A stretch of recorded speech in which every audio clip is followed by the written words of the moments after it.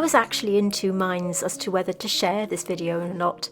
You see, the thing is, not every painting works and not everyone turns out, well. But I decided to go ahead and share with you how I painted this little sketch in my journal. Today I'm using a watercolor paper. This is a hot press, so it's lovely and smooth. So if you do want to join in with me, your free outline, as always, is waiting for you over on our free membership level on Patreon so that you can trace it down. Now, as you can see, this week I've actually traced down my outline ready to paint. I had an idea in my mind, but it didn't quite work out the way I wanted to.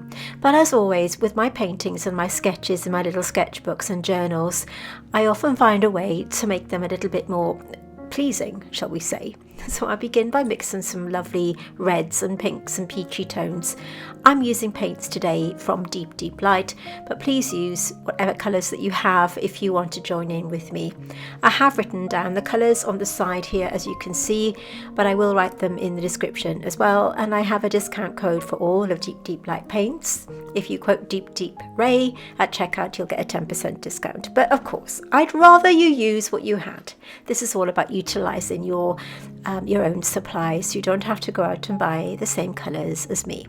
Indeed, you could paint this any colour you wanted to. I'm mixing a little bit of white in with the paints. You see, the idea that I had in mind was to have this little painting with a lot of opacity, almost like a gouache kind of look. It didn't turn out that way. And sometimes when I'm creating videos for YouTube, I have an idea in my mind, and more times than not, it works out okay. Some of my paintings don't make it to the final cut, and they are often ditched before I publish them. But today I wanted to share with you something that didn't go quite to plan. But because I believe in sharing my mistakes, simply because, well, two reasons. Number one is I want you to realise that even professional artists get it wrong from time to time. We're only human, and how there are ways to remedy any mistakes that you maybe don't like. It started off okay. These colours are blending together really nicely. I've mixed rosehip, green woodpecker. Sorry, rosehip is the orange tone that I've got there. And I'm mixing it in with a little bit of red and whites and all of that stuff, just to darken the colours a little bit. And I continue with this process until the rose is complete. Now, I did mention at the start that you can grab your free outline over on our free membership level on Patreon. Just join up. We've got years worth of free outlines over there, and they're here to help you join in. They're here for you to join in with my YouTube videos and to support each video one by one. And often they will have the link to that video in the comments section, so that you don't even have to scroll over here for it. And they're yours to keep, okay? But we do have a paid Patreon, and I'd like to tell you a little bit about that before we continue with the video, and then we'll jump straight back in. Earlier I mentioned Patreon, which is where I slow everything down and go deeper into botanical painting. Alongside the free outlines, there are 3 membership levels for anyone who'd like more time, detail and guidance with me right here in the studio.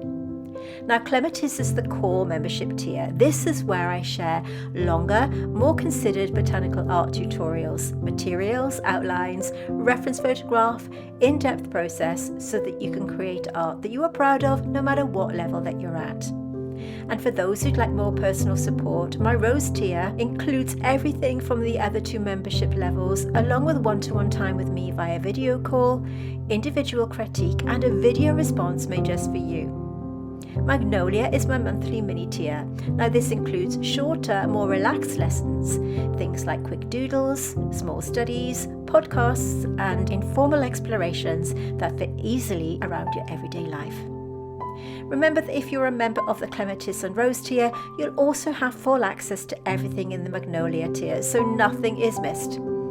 All of the tutorials across Patreon are suitable for all levels. I teach using a learn to paint as you paint approach, so whether you're just starting out or whether you've been painting for years, you can follow along at your own pace. Patreon is also very easy to use now. Everything is kept in one place. You can use the search bar to quickly find the tutorial or topic that you're looking for without having to scroll endlessly. And if you're planning to stay for a while, do take advantage of the annual membership. My Patreon is about making space for depth, learning and evolving botanical art practice. If that sounds like something you'd enjoy, we'd love to see you there. Okay, so if that's something that interests you, all our Patreon tutorials are a lot more in depth, and of course you won't find them here on YouTube. They are written exclusively for my patrons, and like I said, they're a lot more detailed than you'll find in my little sketchbook tutorials here. And a little bit more housekeeping before we stop going on about it. If you haven't subscribed to my channel, I'd love you to do so, because we'd love to see you here as a regular viewer. And of course, hit the like button if you are enjoying this video so far. The brush I'm using is a number 2 size mop brush from Tintoretto again. This one is from Deep Light. I really like this brush because it is an all-in-one brush. I don't need to keep changing to get a thinner line, and I can get my bigger washes done with this one as well. It's a one size fits all, and I love using it. At this point I decided to add a little bit of green. The green I'm using is called Green Woodpecker. You could use a sap green or an olive green, anything will do. We're going straight onto the watercolor paper. Normally with my watercolor painting I don't add white. I don't like using it usually, but I had this idea that didn't really come to fruition. It didn't work out as I planned, but it doesn't matter. It will look nice in my journal when I finished. The journal that I'm painting in today, I don't think I've shared with you before. This is a new journal. The journal is from Fin Studio, and it's a trifold leather journal. And it has my commonplace book, my small one, my private one that I don't share with anybody, along with my integrative writing, and I have got this sketchbook and watercolor paper in here as well. I often have this in my bag with me when I'm out and about, because I do enjoy sketching when I'm sitting in a coffee shop. I know it's not for everybody, but it's something I really enjoy.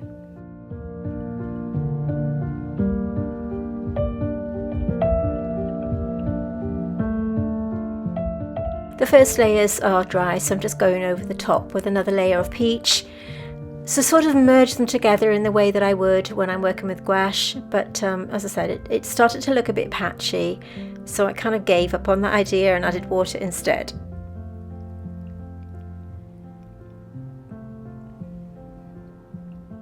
The red that you can see me use here is called Mayan, Deep Light.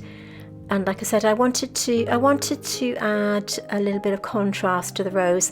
I'm also going to give you the reference photograph that I worked from for our free membership on Patreon. Of course, if you're a paid member, you'll get them as well. You don't have to join the free membership level to get them. So that'll be over on the free level. You can get the outline and the reference, and you can paint it properly.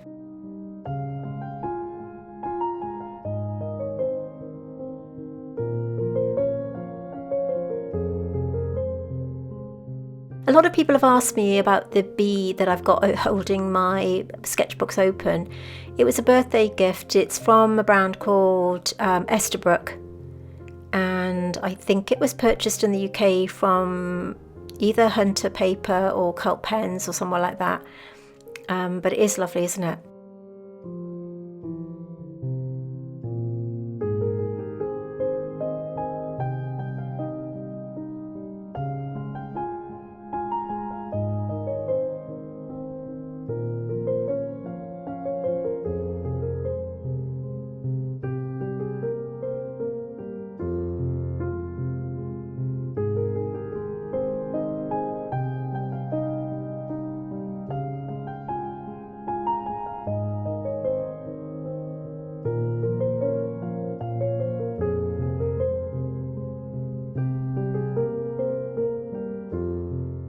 You can see how the paint has started to look overworked, and this is something that we tend to avoid with watercolour, and at this point I almost gave up and wanted to start again, but I thought, no, I'm going to carry on because I might be able to do something with it and rescue this painting. Also, as I said earlier on, it's good for you to see my mistakes, because we all make them, right?